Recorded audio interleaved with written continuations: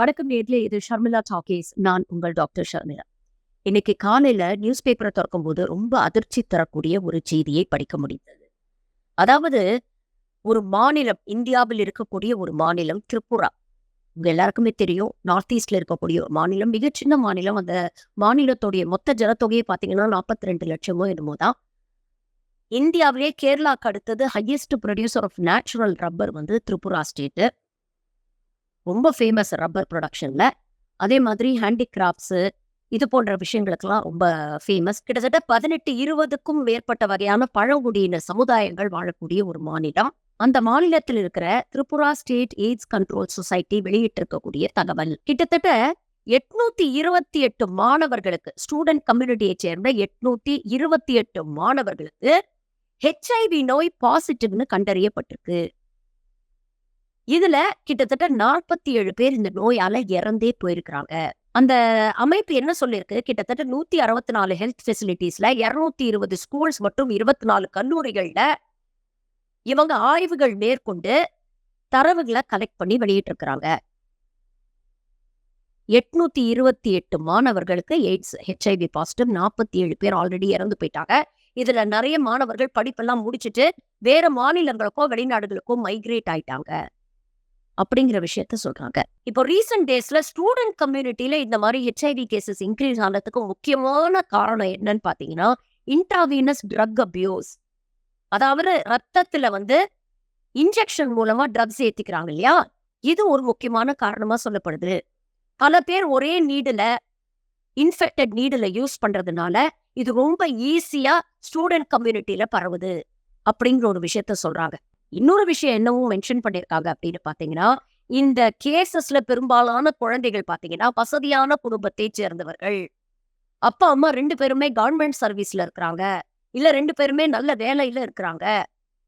குழந்தைங்க கேட்டதெல்லாம் வந்து வாங்கி கொடுத்துறாங்க, குழந்தைங்க நினைக்கிறதெல்லாம் செய்யணும்னு விருப்பப்படுறாங்க. குழந்தை நம்ம கையை மீறி போயிட்டாங்க அப்படின்னு ரியலைஸ் பண்றதுக்குள்ள அவங்க வந்து மல்டிபிள் ட்ரக் அடிக்ஷன்ஸ்க்கு ஆனாயி இந்த மாதிரி ஹெச்ஐவி பாசிட்டிவா வந்து நிக்கிறாங்க. இது ஸ்டூடெண்ட்ஸோட குவாலிட்டி ஆஃப் லைஃபை பாதிக்கும். ஹெச்ஐவி பாசிட்டிவ் அப்படின்னா அது நம்மளுடைய இம்யூனிட்டியை பாதிக்கும், இம்யூனிட்டியை குறைக்கும். இன்னைக்கு அதுக்கு ஆன்டி ரெட்ரோ வைரல் தெரப்பி எல்லாம் இருந்தாலும் எய்ட்ஸ் நோயை குணப்படுத்த முடியாது. ஹெச்ஐவி பாசிட்டிவ் ஒன்ஸ் நீங்க பாசிட்டிவ்னா பாசிட்டிவ் தான் லைஃப்லாம்.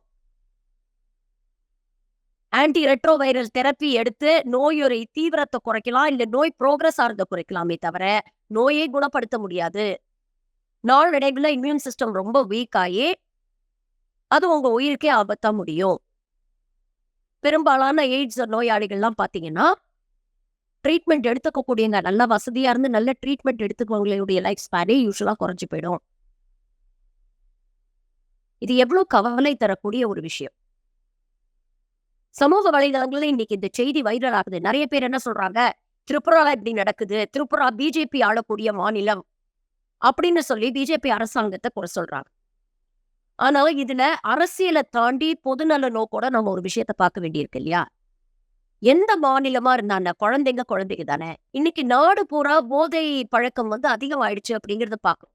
தினம் தினம் செய்திகள்ல பாக்குறோம். இங்க எவ்வளவு போதை பொருள் பிடிச்சாங்க, குஜராத் முந்த்ரா போர்ட்ல அவ்வளவு பிடிச்சிருக்கிறாங்க, தமிழ்நாட்டுல இதை பிடிச்சிருக்கிறாங்க. அப்போ ஒரு மாநிலத்துல இது போன்ற தரவுகள் வெளியில வருது, இது போன்ற நிகழ்வுகள் நடக்குது அப்படிங்கிறது தெரிய வந்ததுன்னா, அதை ஒட்டி நம்ம மாநிலங்கள்ல ப்ரிகாஷனா என்ன மெஷர்ஸ் எடுக்கணும் அப்படிங்கறத பத்தி தான் யோசிக்கணும். அதை விட்டுட்டு அந்த பாஜக ஆள்றாங்க, அதனால அது சரியில்லை அப்படின்னு குத்தம் சொல்றதுல எந்த பிரயோஜனமும் இல்லை. அது பொலிட்டிக்கலி வேணா உங்களுக்கு யூஸ்ஃபுல்லா இருக்கலாமே தவிர கிரவுண்ட் லெவல்ல பாதிக்கப்பட்ட அந்த குழந்தைங்களுக்கு அது யூஸ்ஃபுல்லா இருக்க போறது இல்ல. அப்ப மத்த மாநிலங்கள்ல இது போற செய்திகள் வரதை பார்க்கும் பொழுது நம்ம அரசாங்கத்துக்கிட்ட நம்ம ஒரு கோரிக்கை வைக்க வேண்டிய தேவை இருக்கு. தமிழ்நாட்டு அரசு இந்த மாதிரி செய்திகளை கொஞ்சம் சீரியஸா எடுத்துக்கணும்.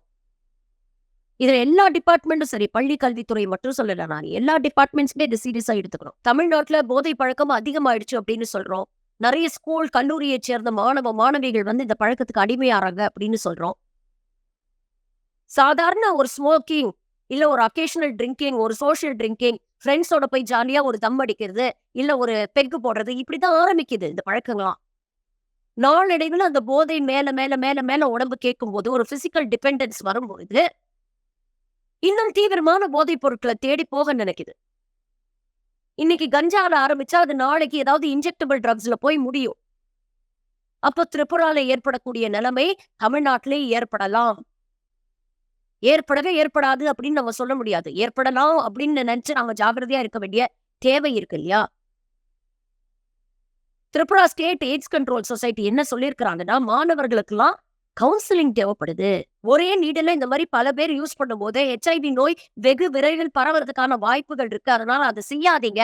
அப்படின்னு மாணவர்களுக்கு நாம சொல்ல வேண்டியிருக்கு. ஒரு பக்கம் அரசாங்கம் இந்த போதைப் பொருள் எல்லாம் ஒழிக்கிறதுக்கான முயற்சிகள் எடுக்குதுன்னா, இன்னொரு பக்கம் இதனால பாதிக்கப்பட்ட மாணவர்களுக்கு ஒரு டி அடிக்ஷன் புரோகிராம்ஸ செட்டப் பண்ணணும். அவங்கள ரீஹாபிலிட்டேட் பண்ணி திரும்ப கம்யூனிட்டிக்குள்ள கொண்டு வரணும். இன்னொரு பக்கம் இதுக்கு அடிமையானவங்களுக்கு கொஞ்சம் ஜாக்கிரதையா இருக்கவாவது நம்ம சொல்லணும் இல்லையா? அந்த அவேர்னஸ நம்ம கிரியேட் பண்ணணும் இல்லையா? இன்னைக்கு உலகத்திலேயே இந்தியா தான் most populated country in the world. சைனாவையே நம்ம மிஞ்சிட்டோம். இதுல யூத் பாப்புலேஷன் தான் நம்ம நாட்டுல அதிகம்.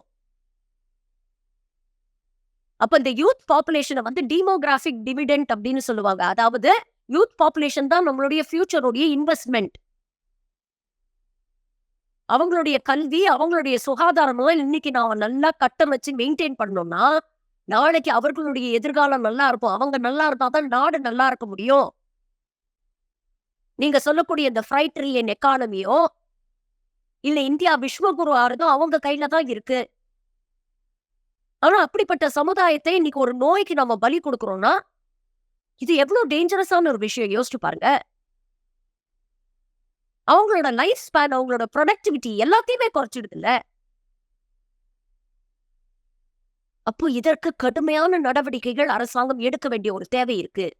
இத வந்து ஸ்டேட் கவர்ன்மெண்ட், சென்ட்ரல் கவர்ன்மெண்ட் குறை சொல்றதோ, இல்ல சென்ட்ரல் கவர்ன்மெண்ட், ஸ்டேட் கவர்ன்மெண்ட் குறை சொல்றதோ வேலைக்கு ஆக போறதில்ல.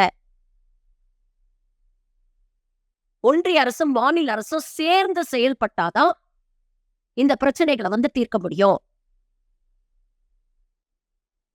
அது பாஜக ஆளக்கூடிய மாநிலமா இருந்தாலும் சரி, பாஜக இல்லாத மாநிலமா இருந்தாலும் சரி. தயவு செஞ்சு இந்த மாதிரி பொழுநல நோக்குல கோஆப்பரேட் பண்ணுங்க. சேர்ந்து செயல்படுங்க. ஒரு பக்கம் போதைப் பொருள குறைக்கிறதுக்கோ, தடுக்கிறதுக்கோ முயற்சி எடுக்கிறீங்கன்னா, இன்னொரு பக்கம் இந்த மாதிரி டி அடிக்ஷனுக்கும், ரீஹாபிலிட்டேஷனுக்கான முயற்சி எடுங்க. சென்சிடைசேஷன் பண்ணுங்க. அவேர்னஸ் கிரியேட் பண்ணுங்க. கம்யூனிட்டி அவேர்னஸும் தேவை. பேரண்ட்ஸ்க்கு அவேர்னஸ் தேவை. அவங்க குழந்தைங்க போதைப் பொருளுக்கு அடிமை ஆயிருக்காங்களா, இல்லையா அப்படிங்கிறதே சில பேரண்ட்ஸால ஐடென்டிஃபை பண்ண முடியல. அவங்களுக்கு அது தெரிய வரதுக்குள்ள காலம் கடந்து போயிடுது. பிள்ளையோ, பொண்ணோ கைய விட்டு போயிடுறாங்க.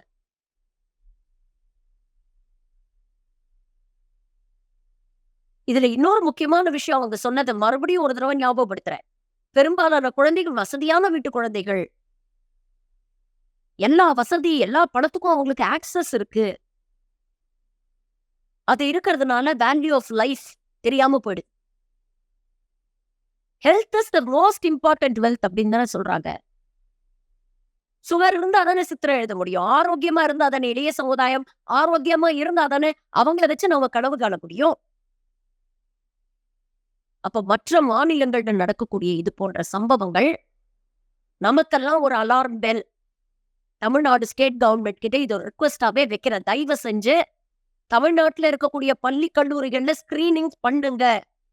மெடிக்கல் கேம்ப்ஸ் நடத்துங்க. ஸ்கிரீனிங் பண்ணுங்க. எத்தனை குழந்தைங்க பாதிக்கப்பட்டிருக்கிறாங்க என்ன அப்படிங்கறது நமக்கு தெரியாது. ஒரு ஸ்கிரீனிங் ஏதாவது பண்ணீங்கன்னா தான் இன்னும் உண்மையான பாதிப்பு இருக்கா, இல்லையா, அப்படி இருந்தா எவ்வளவு தீவிரமா இருக்கு அப்படிங்கறதெல்லாம் நம்மளால உணர்ந்து அதுக்கான நடவடிக்கைகள் எடுக்க முடியும்.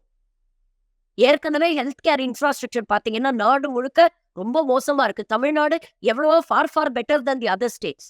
அப்படி இருக்கும் பொழுது இது போன்ற விஷயங்களை சீக்கிரமே ஐடென்டிஃபை பண்ணோம்னா தகுந்த சிகிச்சையை கொடுத்து இந்த குழந்தைகளை அட்லீஸ்ட் ஒரு நல்ல குவாலிட்டி ஆஃப் லைஃப் அவங்களுக்கு கொடுக்க முடியும். நோயை குணப்படுத்த முடியாது, ஆனா குவாலிட்டி ஆஃப் லைஃப் கொடுக்க முடியும். இத பத்தின சோசியல் அவேர்னஸ் தேவை. சோசியல் மீடியா இன்ஃபுளுசர்ஸ் தயவு செஞ்சு பேசுங்க. யூடியூபர்ஸ் பேசுங்க. இது போன்ற செய்திகளை அவேர்னஸ் கிரியேட் பண்ணுங்க.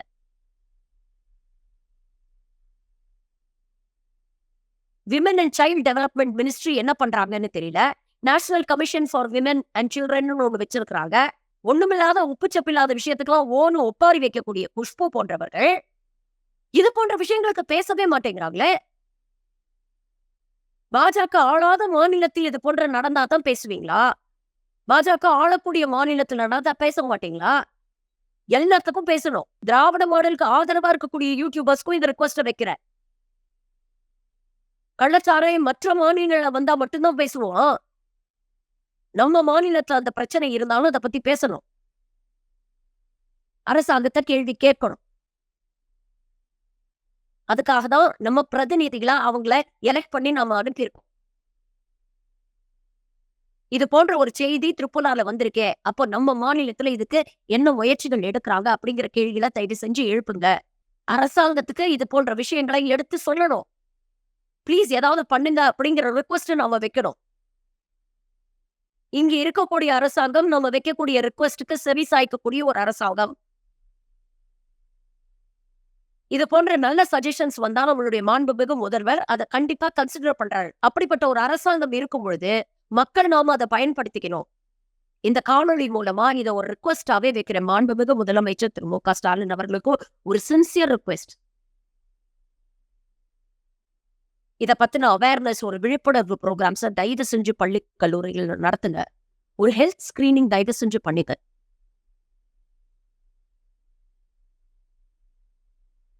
எதிர்கால வருங்கால தலைமுறையை நினைச்சா உண்மையிலேயே ரொம்ப கவலையா இருக்கு. அதே மாதிரி பெற்றோர்களே வீட்டுல இருக்கக்கூடிய குழந்தைங்களுக்கு நம்ம குழந்தைங்க நல்லா இருக்கணும், சந்தோஷமா இருக்கணும், எல்லா வசதியோட இருக்கணும், நாம கஷ்டப்பட்ட மாதிரி நம்ம குழந்தைங்க கஷ்டப்படக்கூடாது. இதெல்லாம் கரெக்ட் தான், நான் எடுத்துக்கிறேன். ஆனா குழந்தைங்க கையில காசு கொடுக்கும்பொழுது அந்த காசுடைய வேல்யூ பத்தியும் கத்துக் கொடுங்க. உயிரோட வேல்யூ என்ன அப்படிங்கறத கத்துக் கொடுங்க. நம்ம உடம்ப நம்ம அபியூஸ் பண்ணக்கூடாது அப்படிங்கிற ஒரு வேல்யூவை கத்துக் கொடுங்க. ஹெல்த்தோட வேல்யூ என்ன அப்படிங்கறத கத்துக் கொடுங்க. இத பத்தியெல்லாம் கொஞ்சம் தயவு செஞ்சு செய்திகளை படிங்க. கூகுள்ல வெறும் இன்ஸ்டாகிராமும் ரீல்ஸும் யூடியூபும் மட்டும் பாக்குறத விட்டுட்டு இது போன்ற செய்திகளை படிங்க. வீட்டுல இருக்கக்கூடிய பசங்களுக்கு இது மாதிரி ஏதாவது அடிக்ஷன் இருக்குன்னா அதை எப்படி ஐடென்டிஃபை பண்றது அப்படின்ற யூஸ்ஃபுல் வீடியோஸ் எவ்வளவோ இருக்கு ஆன்லைன்ல. குவாலிஃபைடு மெடிக்கல் பிராக்டிஷனர்ஸ் எத்தனையோ பேர் நல்ல வீடியோஸ் போட்டிருக்காங்க. அதெல்லாம் பாருங்க. குழந்தைங்க மேல எப்பவுமே ஒரு கண்காணிப்பு இருக்கணும். அதுக்காக போய் அவங்கள ஹெலிகாப்டர் பேரண்டிங் பண்ணக்கூடாது. எந்நேரமும் அவங்க மேலேயே இப்படி கழுகு மாதிரி பாத்துக்கிட்டு இருக்கணுங்கிற அவசியம் இல்ல. ஒரு நல்ல கம்யூனிகேஷன் குழந்தைங்களோட இருந்து டெய்லி ஒரு 1/2 மணி நேரம் உட்காந்து குழந்தைங்களோட மனசு விட்டு பேசினாலே அவங்க மேல நம்ம கண்காணிக்க முடியும். ஏதாவது ஒரு பிரச்சனை இருந்தா முதல்ல அப்பா அம்மா கிட்ட சொல்லுவோம். அவங்க நம்ம பிரச்சனையை தீர்த்து வைப்பாங்க அப்படிங்கிற நம்பிக்கை குழந்தைங்களுக்கு வரணும். குழந்தைங்களை அதட்டி திருத்துறதை விட நம்ம அன்பால கட்டி போட்டோம்னா அவங்க தவறான வழிக்கு போகவே மாட்டாங்க. தொடர்ந்து குழந்தைங்க கிட்ட மனசு விட்டு பேசுங்க. இது போன்ற நியூஸ்ல வரக்கூடிய செய்திகளை அவங்களோட டிஸ்கஸ் பண்ணுங்க. அவங்களோட பாயிண்ட் ஆஃப் வியூஸ கேளுங்க. ஒரு ஆரோக்கியமான அடுத்த தலைமுறையை உருவாக்கக்கூடிய கடமை ஒவ்வொரு இந்தியனுக்கும் ஒவ்வொரு பெற்றோருக்கும் இருக்கு. நம்ம பிள்ளைய நம்ம நல்லா பாத்துக்கிட்டோம்னா அதுக்கு நம்ம ஊரெல்லாம் திருத்தணுங்கிற அவசியம் இல்ல. நம்ம பிள்ளைய நம்ம நல்லா பாத்துக்கிட்டோம்னா நாட்டுல இருக்கக்கூடிய அடுத்த தலைமுறை ஆரோக்கியமா இருக்கும்.